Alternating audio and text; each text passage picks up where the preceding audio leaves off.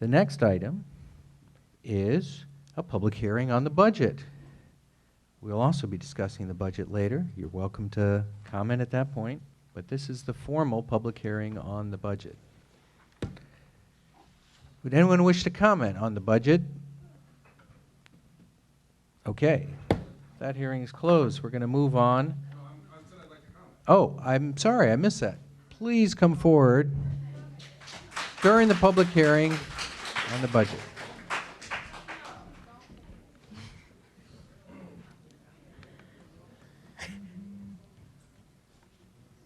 Okay, I want to reiterate here that the way this district is viewing its responsibility for the budget is to just eke by, try to get by. And that's what, as I said earlier, the board president, Mr. Affelt, said. What we're trying to do is achieve solvency, and the way to do that is, apparently, according to Mr. Affelt, to get 50 more students, which theoretically could fit onto the ECCL site. It is so low-minded that the bar, like I said before, the bar is set so low there that it's almost breathtaking that that's your view of how public education should be achieved. Solvency. So I say that no, we should actually go for excellence, and you can't cut your way to excellence. And so it sounds like we're locking in this horrible set of cuts that we've had. And when one parent or teacher mentioned earlier, every year there's more cuts, and it just seems like the district is crashing. And I think you got to make some sort of substantive change here to have a budget so we can have a real school district. We don't have. I mean, if you compare this district to other school districts, this is not even really a real school district. I mean, we don't have hardly any AP offerings, hardly any enrichment programs, hardly any sports, or no drama. I mean, basically it's a desert, and this board's and this district's solution to that is to basically keep cutting and try to achieve solvency. And I just think we just need a massive turnover here. We got to get rid of four school board members, and the whole thing is just a huge disappointment. Any other public comment?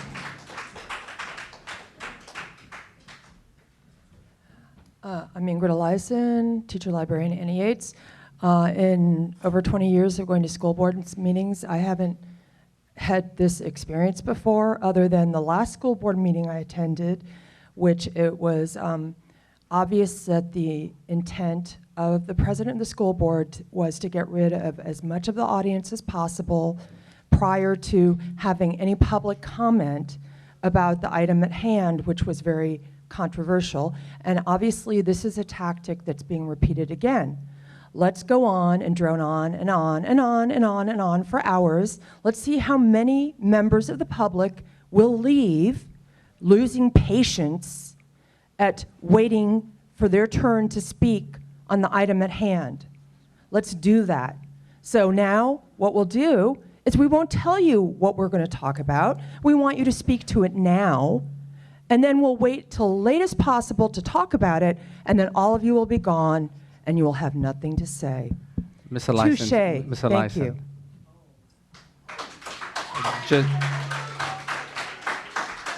Superintendent?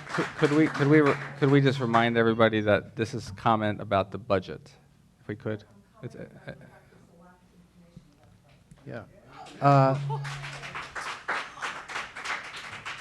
Before you go on, if I could just clarify, on the advice of legal counsel, because it seemed odd to me that we have separated the discussion items from the public hearing, but our legal counsel suggested that this is a proper way to go, and also, contrary to the last comment, putting the public hearing on the budget, which is duly noticed and that the numbers are there, at the beginning of the meeting, maximizes the participation of the audience when most people are here. So that's why we're having a public hearing now, for people to opine and give us their thoughts about the budget. And if you want to stick around, that will be public too, and you can make your comments at that point in time.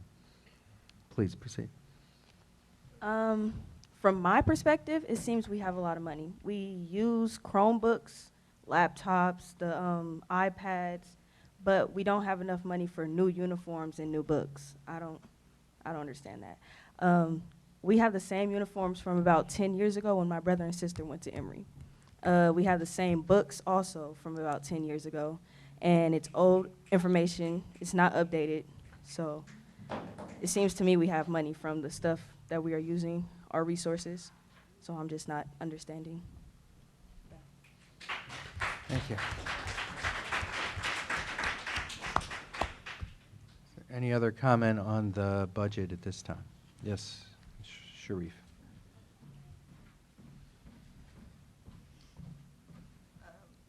Yeah, like my friend said, it seems like we do have enough money, but apparently, I want to know where this money is going to and what is it being helped to. We have this money, apparently we have all this money, but we can't pay teachers. Apparently we have brand new cars at the school, black Escalades, minivans, but yet we still have no updated books and we got brand new desks, but where is this money going to? Because it's for surely not helping us. Apparently, I know it's going all to the new school. If you got money to build a new school, I'm pretty sure you can afford to update books. These books are falling apart, literally. And then when we lose them, the students, we have to pay for books that are breaking apart, coming undone. And that's not fair. I'm not going to pay money I work for a book y'all apparently got money in the budget to buy. So that's all I have to say.